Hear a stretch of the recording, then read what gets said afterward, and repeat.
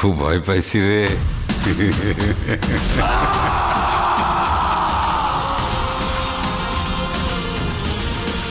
এবারের ঈদ উল আজহায় চারদিকে যে তুফানে ঝড় বয়ে গেল সেটা নিয়ে নিশ্চয়ই আপনারা সবাই অবগত রয়েছেন।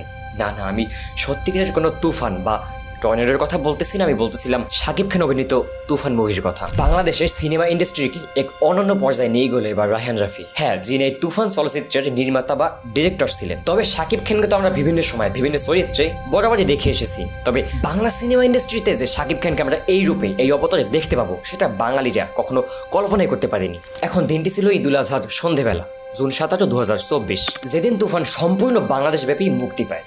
তো দেরি না করে ঈদের দিন সন্ধ্যা ৬টার শোতে আমরা চলে গেলাম বরিশালের অভিরুচি সিনেমা হলে। যদিও বরিশালে তো আর মাল্টিপ্লেক্স বা সিনেপ্লেক্স নেই, তাই আমাদের সিঙ্গেল স্ক্রিনেই সম্পূর্ণ মুভিটা দেখতে হলো। আনফর্চুনেটলি অবশ্যই বাংলাদেশের ইতিহাসে বাংলাদেশি কোনো মুভিতে এরকম রেসপন্স একটু দেখাও, হলের দর্শকদের একটু দেখাও। এর আগে আমরা কখনো দেখতে পাইনি যেটা আমরা তুফানে আজকে দেখতে পাইতেছি। এর আগেও যদিও শো ছিল এবং আমরা এখন সন্ধ্যা ৬টার শোতে আসছি। আমার সাথে আছে রোহান। আমার শেষ পুরো আমার শেষ সিট এরকম উল্টা পাল্টা হয়ে যাইতেছে, তারপরে বসে আছি। আমি শেষ ভাই, আমি শেষ ভাই। কতটা এক্সাইটেড ভাই? অনেক বেশি ভাই, অনেক বেশি। সন্ধ্যা ৬টা অলরেডি বেজে গেছে, সো খুব শীঘ্রই শুরু হবে। তো শুরু হওয়ার পর তো আমরা শুট নিতে পারবো না, অনেক কষ্টে উঠতে হচ্ছে আর কি, হয়েছে আর কি হলে এরকম একটা অবস্থা। আমরা সিনেমা দেখবো, সিনেমা দেখে যা বলার বলবো। তবে আমার একটা অভিযোগ, এই সিটটা এরকম কেন, মানে পড়ে যাবো কিছু, এরকম একটা অবস্থা।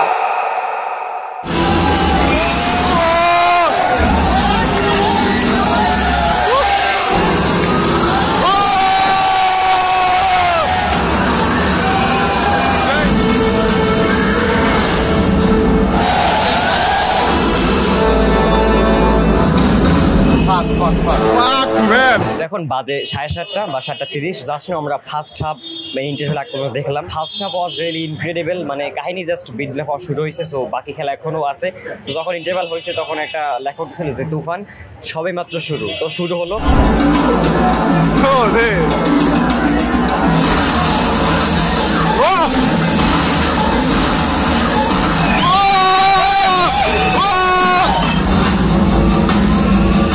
মিউজিক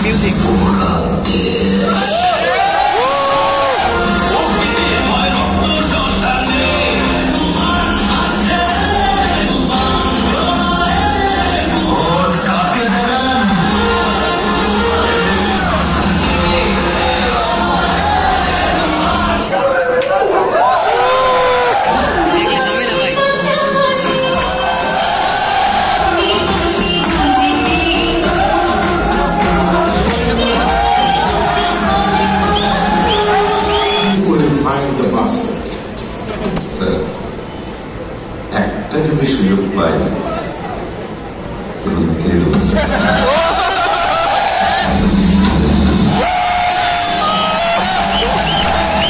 এই স্টিল এখনো ওয়ান শট ভাই, ওয়ান শটে সিল করতে হবে।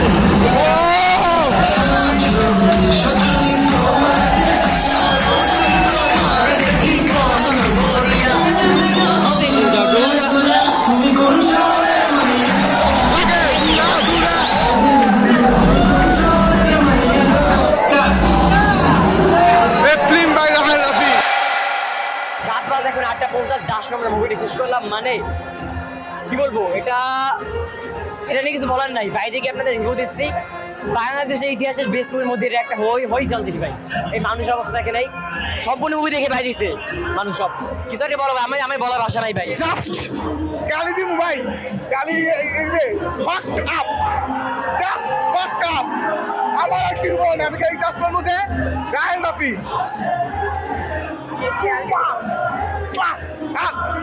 ভাই, আপনি আমার সামনে, আমি আপনার গাল পাশে চুমা দিব ভাই। মুভিটা দেখার পর আমাদের রিয়াকশন ঠিক কেমন ছিল সেটা হয়তো আপনারা এই ভিডিওটা দেখতে দেখতে নিশ্চয়ই বুঝে গেছেন। Raihan Rafi is the best ভাই, মানে এটা নিয়ে তো কিছু বলার নাই ভাই। কেমন লাগছে ভাই? জাস্ট বলো ভাই। জাস্ট ভাই, আমি কিছু বলতে পারতেছি না। বাংলাদেশে এই মনে হয় প্রথম ছবি যেটা দেখে আমি মজা পাইছি, সেই লেভেলের একটা ছবি হয়েছে। বাংলাদেশ কামব্যাক করতে আছে, এর আগে এরকম কোনো ছবি আনতে পারে নাই বাংলাদেশ কামব্যাক করতে আছে বলিউডের মতো। আমরা তো একসাথে মুভি দেখলাম ভাই, তোমার মন্তব্য রাখিস যা। আমি জাস্ট মন্তব্য এটুকু হয়েছে ফার্স্ট টাইম একটা বাংলাদেশি মুভিতে এত ভালো একটা সিন ছিল, ভালো একটা অ্যাক্টিভিটি ছিল। সাকিব খানের লুক জাস্ট ও আসলে এই গল্পটা রাইট এরকম স্টোরি এর আগে আমরা কখনোই দেখি নাই।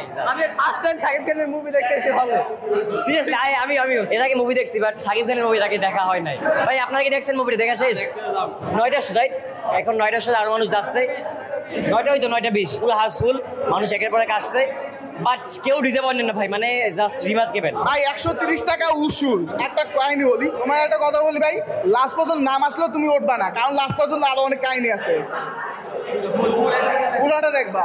আমি বলবো ভাই 130 টাকা দিয়ে আমরা টিকিট কিনছি, আজকে 30 টাকা বেশি রাখছে, বাট আমি বলবো ভাই এরা পয়সা উসুল হয়েছে ভাই। মানে একটা 5 মিনিটের সিন আছে, আমরা এতদিন মনে করি এক্সট্রাকশন 2 বলো বা অন্যান্য মুভিতে দেখছি, কিন্তু ওয়ান শট একটা সিন থাকে, মানে একটা কি মনে কর সব নিয়ে ফেলছে, মানে 5 মিনিট টানা 5 মিনিট। বাংলাদেশের মুভিতে ভাই তুফানের মধ্যে প্রায় মানে 5 মিনিটের মতো এরকম একটা সিন আছে, কোনো সময় কল্পনা করতে পারছো বাংলাদেশের মুভিতে এরকম সম্ভব?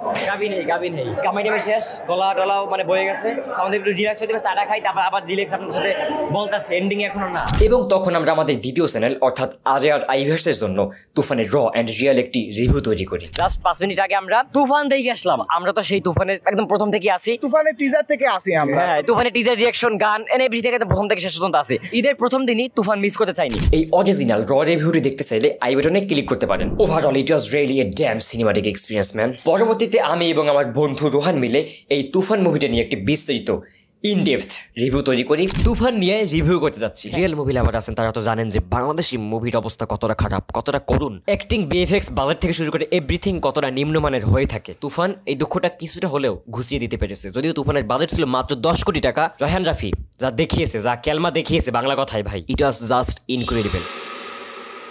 এবং ওখানে আমরা তুফান মুভির খুঁটিনাটি সব কিছু নিয়ে বিস্তারিতভাবে আলোচনা করি। যদিও এই ভিডিওটার ডিউরেশন অ্যারাউন্ড আধা ঘন্টার কাছাকাছি হয়ে গেছে, বিস্তৃত আলোচনা করেছি তাই একটু বেশি হয়ে গেছে, স্বাভাবিক। যাই হোক, তো আপনারা আই বাটনে বা আশেপাশের কোনো একটা বাটনে ক্লিক করে ভিডিওটা দেখে নিতে পারেন।